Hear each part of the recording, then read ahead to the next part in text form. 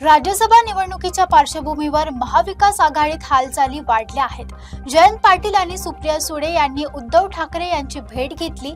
शरद पवार यांच्या राज्यसभेवर पाठवण्याबाबत चर्चा झाल्याची माहिती समोर येत आहे.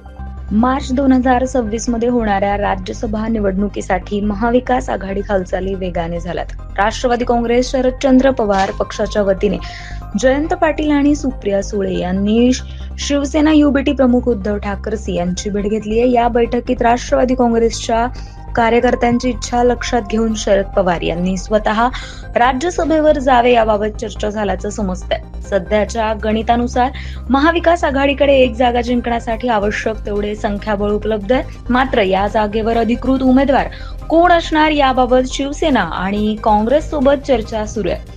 जयंत पाटील यांनी स्पष्ट केले की येत्या 1-2 दिवसात मवियाचा अधिकृत उमेदवार जाहीर केला जाईल.